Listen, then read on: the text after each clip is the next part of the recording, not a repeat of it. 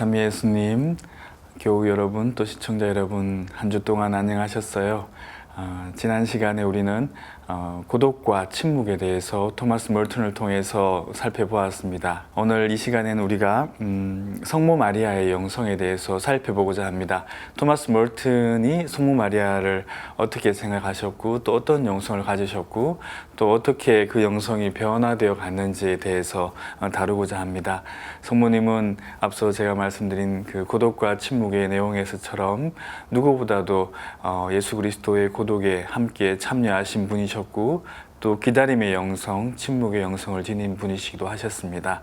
이 성모님에 대한 영성이 토마스 몰튼에게는 아주 큰 영향을 미치고 그에게 부족했던 그런 여성성, 모성애를 더욱더 키워내는데 성모님이 큰 역할을 하기도 했습니다. 먼저 이 나눔을 시작하기 전에 같이 토마스 몰튼과 함께 기도하면서 시작하도록 하겠습니다. 성부와 성자와 성령의 이름으로 아멘. 저의 뜻은 창문과 같기에, 그리고 태초의 탄생이 교만이 아님을 알기에, 저의 빛은, 저의 삶은 빛에 의해 창문과도 같이 사라짐입니다. 저는 신랑의 태양의 강렬한 빛 안에서 온전히 사라졌습니다. 저의 사랑은 창문과 같기에, 그리고 태초의 먼지와 같은 탄생이 수치가 아님을 알기에, 저는 저의 죽음의 새벽까지 온 밤을 기다렸습니다. 제가 저의 성령과 혼인하던 날, 그리고 거룩한 변모에 의해 빛 안으로 온전히 사라졌습니다. 주님, 겸손과 순종으로 온전히 당신 자신을 비우신 맑고 깨끗한 창문과도 같은 성모님의 마음을 저희에게 주시어 토마스 몰튼의 가르침을 통해 성모님처럼 비움과 인내와 기다림으로 당신과 하나 되어 당신처럼 사랑하며 살게 하소서. 아멘. 네, 방금 앞부분에 읽었던 그 기도문 내용은 토마스 몰튼의 The Blessed Virgin Mary Compared to a Window라는 시의 일부분입니다. 여기에서 강조하고 싶은 내용은 토마스 몰튼이 저의 뜻은 창문과도 같기에, 또 두 번째 구절에서는 저의 사랑은 창문과도 같기에, 여기서 말하는 저는 이제 성모 마리아를 이야기할 겁니다. 성모 마리아를 왜 토마스 몰튼은 창문에 비유했을까요? 왜 유리에 비유했을까요? 이 창문, 윈도우, 이 내용을 제대로 이해한다면 오늘 제가 나누는 부분을 전부 다 이해했다고 해도 과언이 아닐 겁니다. 그래서 토마스 몰튼이 왜 성모님을 창문에 비유하게 되었는지 오늘 이 나눔을 통해서 함께 살펴보도록 하겠습니다. 먼저 여러분들에게 질문을 던져보고 싶습니다. 성모님 하면 어떤 이미지가 가장 먼저 떠오르십니까? 여러 가지 이미지들이 떠오를 겁니다.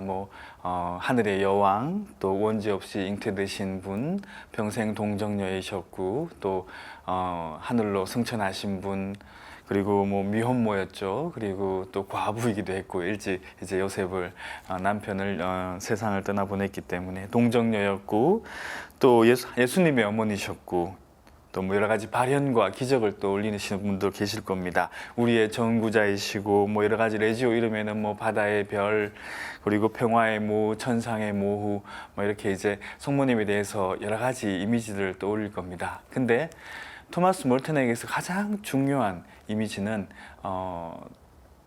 바로 주님의 종이라는 이미지입니다. 토마스 몰튼이 여러 가지 성모님에 대한 그런 영성 가운데 왜 주님의 종이라는 것을 그렇게 강조했을까요? 주님의 종. 가브리엘 천사가 성모님께 나타났을 때, 처녀 마리아에게 나타났을 때 성모님께서 네, 주님의 종이오니 그대로 내게 이루어지소서 라고 고백하면서 구약과 신약이 연결되고 하느님께서 사람이 되셔서 이 세상에 오실 수 있게 되었습니다. 그래서 이 주님의 종의 이미지는 토마스 몰튼에게 있어서 성모님을 더 깊은 관상의 차원으로 이해하는데 아주 큰 밑거름이 된 그런 이미지였습니다. 그래서 주님의 종에 대한 그런 이미지를 함께 또 이번 시간에 살펴보도록 하겠습니다. 그럼 다음으로 우선 토마스 멀튼이 그러면 성모님에 대한 영성이 어떻게 변화되어 갔는지 그 과정을 한번 살펴보면 우리가 지금 가지고 있는 지금 내가 성모님에 대해서 가지고 있는 그런 이미지하고 이렇게 비교해 보실 수 있을 겁니다. 지금 나는 토마스 멀튼의 초기 단계에 있는지 아니면 토마스 멀튼의 후기 단계에 성모님에 대한 이미지에 있는지 한번 살펴보시면 좋겠습니다. 우선 토마스 멀튼이 언제 세례받았죠? 네, 그렇죠. 1938년 11월에 세례를 받았죠. 세례를 받고 난 다음에 그때 당시를 회고하는 칠층산에 살펴보면 토마스 멀튼은 성모님에 대한 영성이 그렇게 깊지 않았습니다. 그때 당시를 이렇게 토마스 멀튼이 설명하고 있습니다. 내 영성 생활의 첫 해에 또 한 가지 큰 결함이라고 표현을 했습니다. 하느님의 모친에 대한 신심이 없었다는 것입니다. 나는 교회에서 성모님에 관하여 가르치는 교리를 믿었고 기도할 때면 성모송을 외웠다. 사람들은 성모님이 어떤 분이신지 모르기 때문에 복되신 동정녀의 엄청난 힘을 깨닫지 못한다. 하느님께서 성모님이 인류 구원 사업에 참여하기를 원하셨기 때문에 모든 은총이 성모님의 손을 통하여 온다는 것을 사람들은 모르고 있다. 당시 나는 성모님을 믿기는 하였으나 그분은 내 삶의 아름다운 신화보다 약간 더 한 자리를 차지하고 있을 뿐이었다. 성모님은 이 당시에 토마스 멀튼에게 있어서 아직 큰 영향을 미치지 못한 그런 상황이 있었던 것 같아요. 그래서 토마스 멀튼은 성모님의 신심에 대해서 그렇게 이 당시에는 깊은 영성을 갖지 못했다고, 그래서 그것이 나의 결함이라고 표현을 합니다. 그런데 토마스 멀튼이 이제 2년 후에 하바나, 쿠바에 있는 하바나를 방문하면서 그때 방문 목적이 뭐였냐 하면은 기억나시죠? 성모 성지를 순례하기 위해서 그곳에 갔습니다. 그래서 그곳에서 성모 성지 여러 곳을 둘러보는 가운데 다양한 이제 결심도 하고 다짐도 하고 또 성모님의 영성이 점점 이렇게 깊어지게 됩니다. 그래서 특별히 이제 1940년 4월 쿠바 성지순례에서 고독의 성모 성당에서 성모님께 자기 자신을 봉헌하게 됩니다. 그리고 이때 사제가 되면 첫 미사를 성모님께 봉헌하겠다고 고백을 하죠. 그때 당시를 이렇게 칠층산에서 회고합니다. 성모님, 제 마음을 당신께 드립니다. 만일 당신이 저에게 이 사제직을 얻어주신다면 저는 당신의 사랑으로서 제게 이 큰 은총을 주신 성삼위께 감사하는 뜻으로 첫 미사가 당신의 손을 통해 당신을 위해 봉헌되도록 하겠습니다. 성모 성지를 둘러보는 가운데 토마스 멀튼은 자기 자신을 당신 성모님께 봉헌하게 되고, 그리고 첫 미사를 성모님 위해서 이제 바치겠다고, 성모님과 함께 성모님을 통해서 거행하겠다고 고백을 합니다. 그리고 이 고백이 있은 후에 토마스 멀튼은 바로 이어서 하바나에 있는 성 프란치스코 성당에서 더 깊은 하느님 체험을 하게 됩니다. 그래서 미사하는 중에 이제 천국을 성당에서 체험을 하게 되죠. 제가 지난번 초반기에 강의 때 이때 이 하느님 체험을 구약의 하느님을 체험했다고 제가 설명을 드렸던 기억이 나시죠? 그래서 하바나 성당에서 heaven is in front of me, heaven 이렇게 천국에 대한 체험을 하게 되었던 것입니다. 그래서 토마스 멀튼은 이 하느님 체험과 성모님의 어떤 성모님께 자기를 봉헌하는 것이 깊은 연관을 갖게 되었고, 이 이후로부터 해서 성모님은 토마스 멀튼의 인생에 있어서 계속해서 끊임없이 영향을 미치고 깊은 그 마음의 바닥에는 항상 성모님에 대한 어떤 갈망, 사랑이 자리하고 있었습니다. 토마스 멀튼이 수도원에 입회하고 난 다음에는 입회하고 난 다음에 지속적으로 자기 자신을 성모님께 봉헌하는 그런 구절들을 읽어볼 수 있을 겁니다. 1947년 성모 방문 축일에 토마스 멀튼은 5월 31일이죠. 토마스 멀튼은 축복받은 하느님의 어머니께서 오늘 엘리사벳을 방문했을 뿐만 아니라 자기 자신을 방문했다라고 그 표현을 하고 있습니다. 그래서 이때 수도 생활을 할 수 있도록 건강과 또 빛을 자기 자신에게 주었다고 고백하고 있습니다. 그리고 1949년에 부제로 소품되었을 때도 이렇게 고백합니다. 성모님께서 제 마음을 모두 가지셨습니다. 세상에 그리스도께서 주셨던 복음서를 성모님께서 저에게 주셨습니다. 부재 때, 부재가 되면은 이제 복음서를 낭독하고 설교를 할 수 있는, 강론을 할 수 있는 자격이 주어지죠. 그런데 토마스 몰트는 성모님께서 이 복음서를 저에게 주셨습니다 라고, 그리스도께서 주셨던 그 복음서를 성모님께서 저에게 주셨습니다 라고 고백합니다. 그만큼 토마스 몰트는 점점 더 성모 신심이 깊어지고 있다는 그런 뜻일 겁니다. 그리고 1959년 12월에는 반복되는 여러 가지 성소 위기가 있었습니다. 특히 이제 1950년대에 토마스 몰튼이 여러 가지 성소의 위기, 카르투쇼회라든지 가말돌리회로 이동하고 싶어하는 그런 또 열망이 있었었고, 또 관상가가 될 것인가, 또 글쓰기 작가가 될 것인가에 대한 여러 가지 또 갈등도 있었죠. 그런 성소의 위기 가운데 이렇게 고백을 합니다. 성모님 안에 희망을 둡니다. 오늘 미사에서 저는 생각했습니다. 만약 제가 당신을 가졌다면 다른 것은 아무 문제가 되지 않습니다. 그러나 고독을 향한 이 갈망이 당신을 향한 저의 사랑의 부분이고 저를 향한 당신의 의지라면 문제가 됩니다. 고독을 향한 이 갈망이 당신을 향한 저의 사랑의 일부분이고, 일부분이 아니라 전부라는 뜻이죠. 그래서 일부분이라는 게 아니라 이제 온전히 당신께 자기 자신을 봉헌하면서 미사를 통해서 그 가운데에서 하나님께 성모님을 통해서 하나님께 당신 자신을 봉헌하면서 토마스 몰트는 성소의 위기를 또 한 번 더 극복해 나갑니다. 그리고 언둔처 언제 시작했죠? 홀로 이제 생활하던 그 삶은 1956년에 시작했죠. 그죠? 기억나시죠? 그때 이제 언둔처에서 홀로 수도 생활을 시작하면서, 언둔 생활을 시작하면서 토마스 몰튼이 이곳은 바로 계시의 장소였고 하나의 혁명이었다. 내 삶에서 새로운 변화였다라고 고백하죠. 그때 이 언둔처의 이름을 뭐라고 지었는지 기억나십니까? 네, 그 언둔처의 이름은 바로 갈멜의 성모님이라고 언둔처의 이름을 짓습니다. 그래서 이때를 이렇게 고백합니다. 저는 성모님 당신이 필요합니다. 그리고 그분은 이곳에, 갈멜의 성모님 이 언둔처에 계십니다. 당신은 이곳에 계십니다. 그래서 그 언둔처에는 성모님과 함께 생활하는 곳이, 언둔처에서 토마스 몰트는 성모님 당신과 함께 생활하게 되었던 것입니다. 그래서 토마스 몰튼에게 있어서 성모님은 마치 어머니와 같은 존재였고, 마치 또 사랑하는 연인과 같은 존재였습니다. 너무너무 사랑하는 토마스 몰튼에게 부족했던 그 아니마적인 요소가 채워지는 그런 부분이기도 했죠. 그래서 심지어 토마스 몰튼이 그 M과 사랑에 빠졌을 때도 그 상황을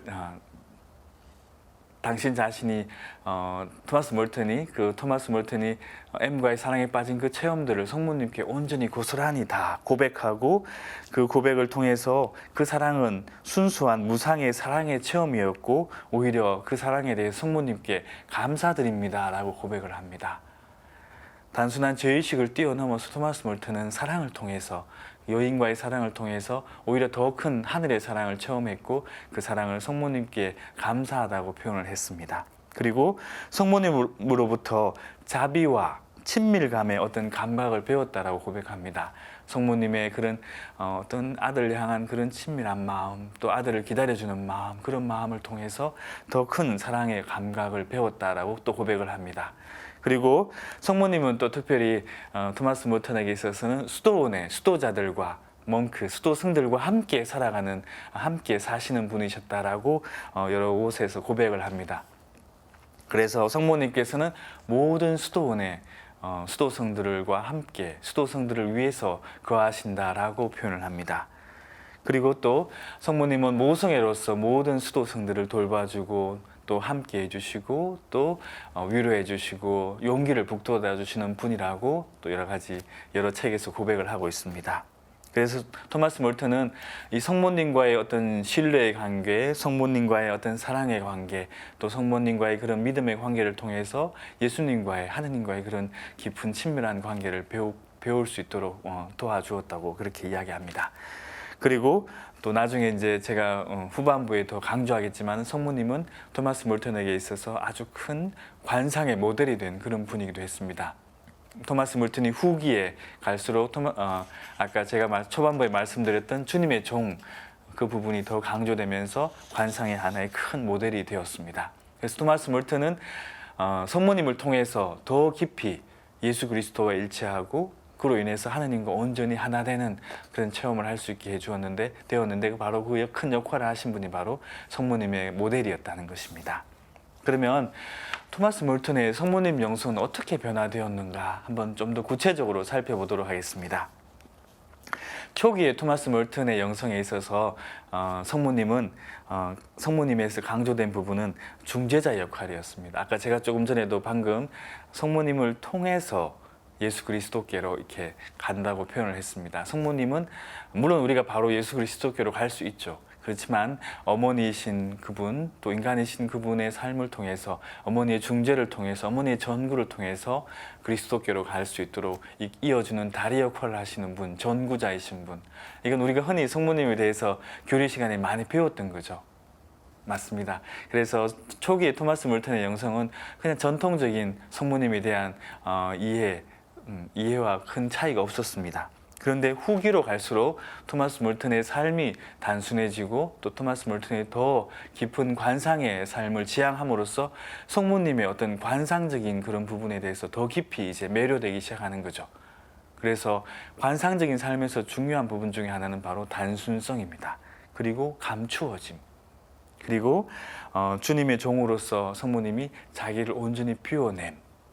그래서 이런 비워짐, 그 다음에 감추어짐, 단순함 이런 것들이 성모님의 영성에 있어서 굉장히 큰 매력적인 그런 부분이 되었고 그것들을 통해서 오히려 토마스 몰튼은 더 깊은 관상의 차원을 배우게 됩니다. 그래서 토마스 몰튼은 마지막에 성모님이야말로 가장 위대한, 가장 훌륭하고 가장 탁월한 관상의 모델이셨다라고 평가를 하고 또 그 모델을 따라서 살게 됩니다.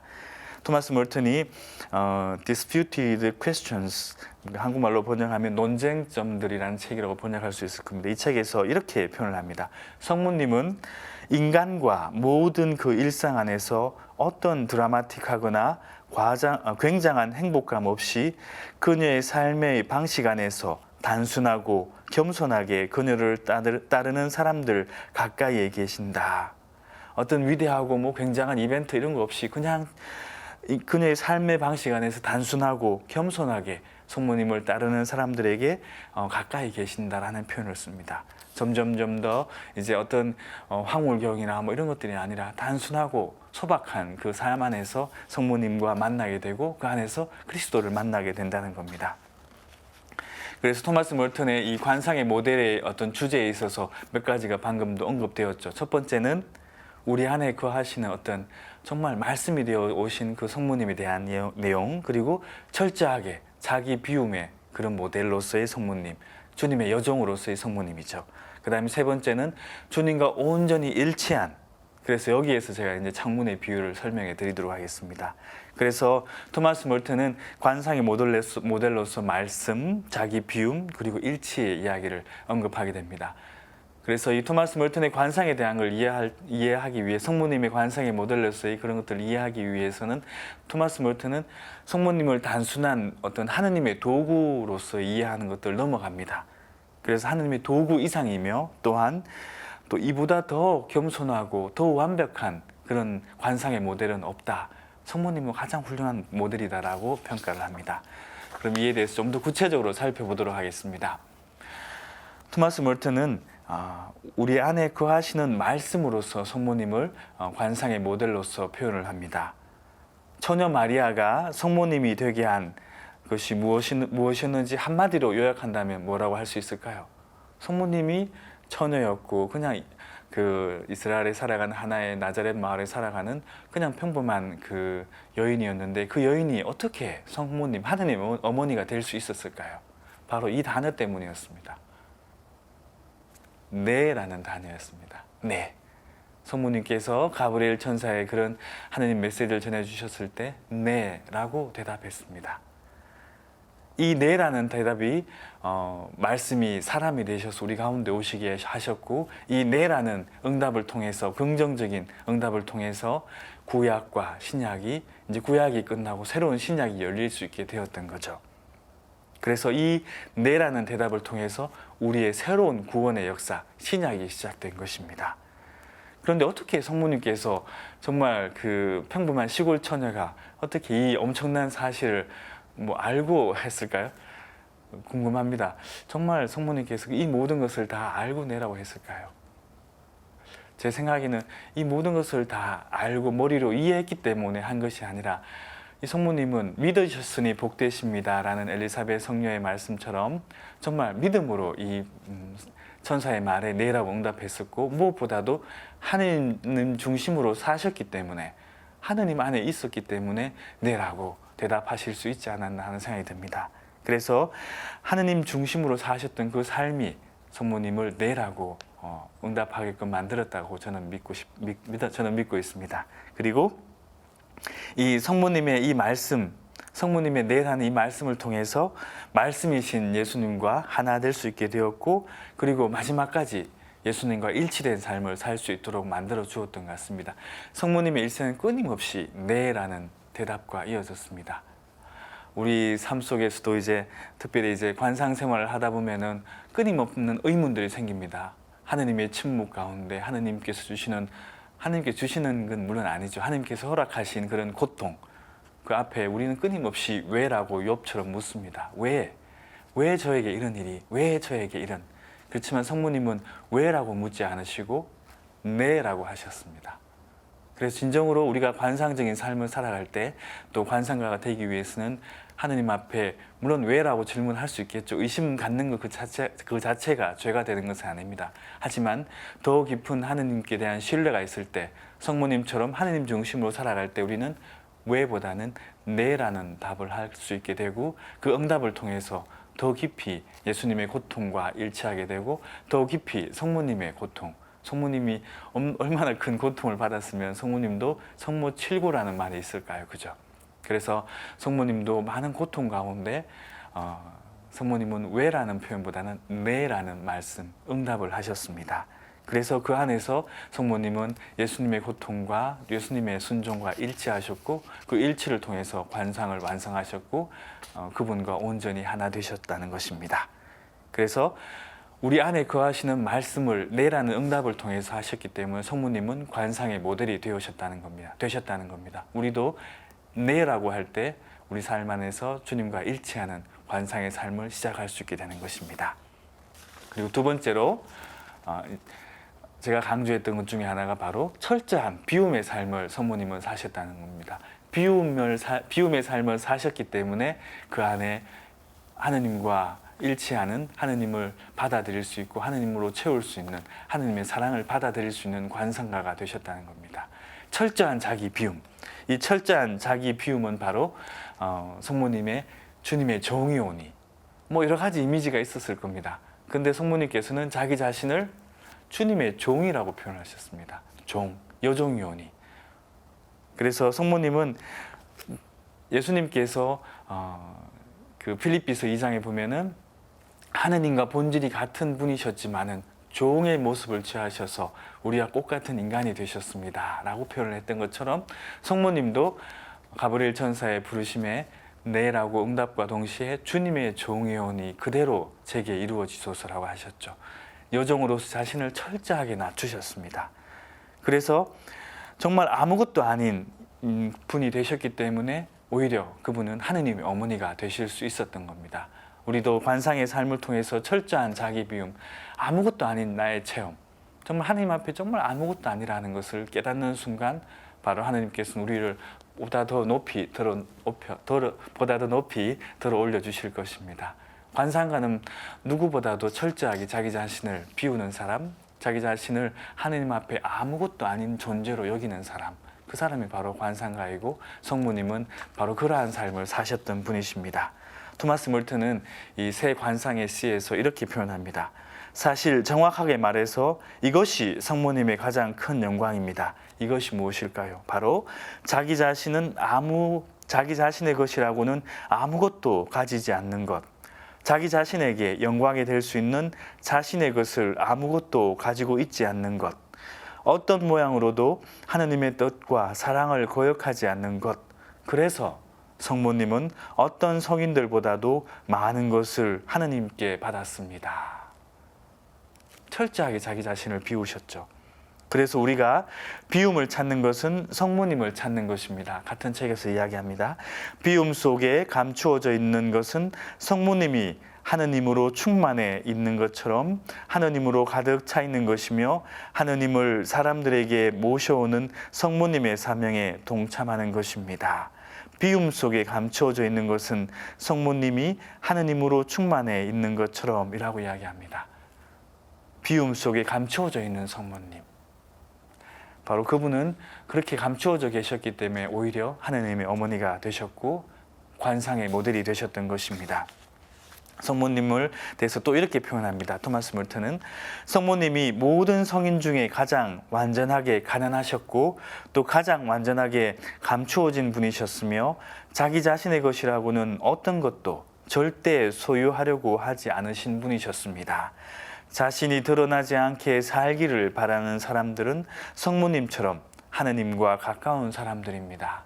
지금도 성모님처럼 자기 자신을 감추고 정말 세상에 드러나지 않게 세상을 위해 또 교회를 위해서 또 고통 중에 있는 사람들을 위해서 기도하고 있는 많은 수도승들 또 많은 관상가들이 우리가 모르는 곳에 있습니다. 마치 10명의 의인처럼 그렇게 드러나지 않은 삶을 살지만 그들은 성모님과 하나 되어서 세상에 하느님의 사랑의 충만함을 드러내고 있는 것입니다. 그래서 우리가 토마스 멀튼이 이야기하는 것처럼 성모님께서 숨어 계시는 그 하느님 안에 우리도 숨어든다면 그러니까 성모님께서 숨어 계신 것처럼 우리도 성모님과 같은 모습으로 성모님 안에 숨어든다면 바로 우리는 성모님을 통해서 하느님을 만나게 된다라고 표현을 하십니다. 그래서 성모님의 청빈, 성모님의 겸손, 성모님의 그 순종 안으로 들어갈 때 우리는 그 성모님을 통해서 하느님의 겸손과 순종을 만나서 온전히 그분과 일치하는 삶, 관상의 삶을 살게 된다고 이야기합니다. 그래서 관상가는 성모님처럼 하느님 중심의 삶을 사는 사람, 성모님처럼 하느님을 찬미하는 삶. 그래서 성모님이 성모 찬송가를 부릅니다. 내 영혼이 주님을 찬송하며. 근데 성모님은 자기 자신을 찬송하는 것이 아니라 하느님을 찬미하고 있습니다. 그래서 관상가는 자기 자신을 드러내고 자기 자신을 찬양하는 사람이 아니라 하느님의 영광을 드러내는 삶, 하느님을 찬양하는 삶을 사는 사람들입니다. 바로 성모님이 그러하셨다는 거죠. 그래서 하느님 안에 숨어 계셨고 하느님 안에서 겸손과 고독을 사셨기 때문에 오히려 그래서 더 철저하게 자기 자신을 비우셨기 때문에 하느님의 사랑으로 충만하고 채워지셨던 분이 바로 성모님이셨고 그렇기 때문에 바로 성모님은 우리에게 관상의 모델이 되셨다는 것입니다. 이제 이해되셨죠? 첫 번째, 성모님은 하느님의 말씀이 되게 하셨던 분이고 두 번째는 철저하게 자기 자신을 비우신 분이셨고 이제 세 번째는 바로 제가 강조하고 싶은 것 중에 하나가 창문의 비유, 철저하게 주님과 완전히 일치하셨던 분이셨습니다. 관상가는 누구보다도 예수님과 일치를 이루어가는 사람이고 바로 성모님은 누구보다도 온전히 예수님과 일치를 이루신 분이셨습니다. 그럼 왜 토마스 몰튼은 성모님을 창문에 비유하셨을까요? 토마스 몰튼은 성모님을 아주 깨끗한 이 창문에 비유를 합니다. 이게 창문이라고 칩시다. 창문 이렇게 창문이니까 틀도 하나 있어야겠죠? 네. 근데 이 창문이 너무 맑고 깨끗하고 투명해요. 그러면 밖에 있는 게 다 깨끗하게 보입니다. 그죠? 근데 이 창문에 이제 때가 끼이죠. 때가 끼이고 먼지가 묻고 흐려집니다. 그러면은 창문은 그 재구시를 못 합니다. 그래서 창문에 더 흐려지면 흐려질수록 밖에 있는 것들을 보지 못하게 됩니다. 그래서 쉽게 이야기하면은 창문에 뭐 수온이라든지 뭐 이런 것들 이렇게 뭐 이런 거 붙이면은 창문이 거울이 되죠. 그러면 이 유리가 거울이 되면은 밖에 있는 걸 볼 수 없습니다. 그리고 그 거울을 통해서 우리는 누구를 보게 되죠? 바로 자기 자신밖에 못 보게 됩니다. 그래서 성모님은 자기 자신을 온전히 비우고 온전히 자기 자신을 정화하고 깨끗하고 맑고 투명한 분이셨기 때문에 자기 자신은 온전히 사라지고 성모님을 바라보면 바라볼수록 성모님은 사라지고 누구? 예수 그리스도만 보이게 된다는 겁니다. 그래서 이제 성모님을 통해서 우리는 예수 그리스도를 보게 되기 때문에 철저하게 자기 자신을 비움으로써 철저하게 자기 자신을 깨끗하고 투명하게 만든 분이셨기 때문에 우리는 성모님을 통해서 바로 예수 그리스도와 만날 수 있고 예수 그리스도와 일치할 수 있게 된다는 겁니다.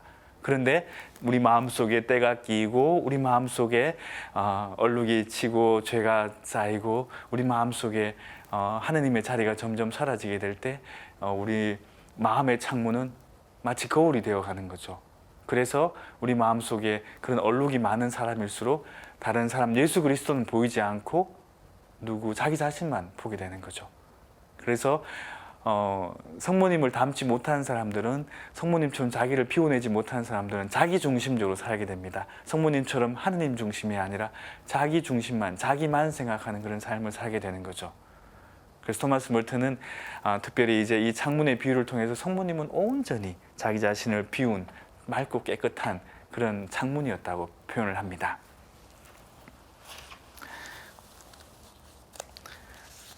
그래서 이제 성모님은 이제 이런 비유를 씁니다. 토마스 멀튼이 1962년에 한 강론에서 순수함과 겸손의 완전함에 의해 성모 마리아보다 하느님의 빛을 더 완벽하게 소유한 이는 없습니다. 빛이 들어오는데 그 빛이 바로 하느님의 빛인 거죠. 그래서 그녀는 빛이 비추어지면 온전히 사라지는 듯 보이는 깨끗한 유리창처럼 진리와 충만이 하나 되었습니다. 또 새 관상의 시라는 책에서 이렇게 표현합니다. 이기심이 전혀 없고 아무런 죄도 없는 성모님은 햇빛을 들여보내는 기능 이외에 다른 기능은 전혀 하지 않는 맑은 유리창과 같이 깨끗하십니다. 성모님은 이렇게 유리창과 같이 깨끗한 분이셨습니다. 그래서 성모님은 토마스 몰턴에게 있어서는 진정으로 우리가 관상가로 나아갈 수 있는 가장 훌륭한 모델이 된 분이라고 강조를 하셨습니다. 이제 요약을 해보도록 하겠습니다. 토마스 몰턴에게 있어서 성모님은 누구보다도 하느님의 지혜, 하느님의 사랑을, 하느님과 일치를 보여주는 가장 완벽한 모델이었고 가장 완벽한 하느님의 지혜였다고 표현을 합니다. 그리고 성모님은 하느님의 빛을 드러내 보여주시고 또 하느님의 진리를 반영해주고 또 하느님의 사랑을 드러내 보여주는 인간으로서 가장 완벽한 분이셨다고 성모님은 표현합니다. 그래서 성모님은 이렇게 토마스 몰튼의 한 시에서 이렇게 표현을 합니다. 축복받은 성모님은 하느님의 지혜 안에 감추어져 있는 모든 것이 그녀의 삶 안으로 일어나고 보여지는 유일한 창조된 존재입니다. 토마스 몰튼은 성모님을 통해서 하느님의 거룩한 지혜를 우리에게 드러내 보여주었다고 말씀하십니다. 그래서 토마스 몰튼이 성모님을 가장 사랑하셨고 또 성모님을 통해서 하느님을 바라볼 수 있게 되었기 때문에 우리도 토마스 몰튼을 통해서 토마스 몰튼의 성모님의 영성을 통해서 성모 마리아를 다시금 새롭게 이해할 수 있는 그런 자리가 될 수 있으면 좋겠고 자기 자신의 성모 신심에 대해서 다시 한 번 더 묵상해보는 시간을 가지시면 좋겠습니다. 우리가 토마스 몰튼 혹은 성모님 모두 다 누구를 가리키고 계시죠? 네, 그렇습니다. 모두가 예수 그리스도를 가리키고 있습니다. 토마스 몰튼은 예수님을 예수님께로 더 가까이 가기 위해서 성모님의 도움을 받으셨고 또 성모님의 그 방법 또 성모님의 그 모델을 통해서 더 예수님과 가까이 나아갈 수 있었습니다. 우리도 성모님의 그런 겸손된 모습 또 여정으로서 자기 자신을 낮추는 모습 또 스스로 여종이라고 이야기하면서 겸손되이 살아가신 그 성모님의 모습을 통해서 우리도 더욱더 예수 그리스도와 일치해 나갈 수 있는 그런 길을 찾아갈 수 있으면 좋겠습니다. 그럼 다음 시간에 또 뵙겠습니다. 감사합니다.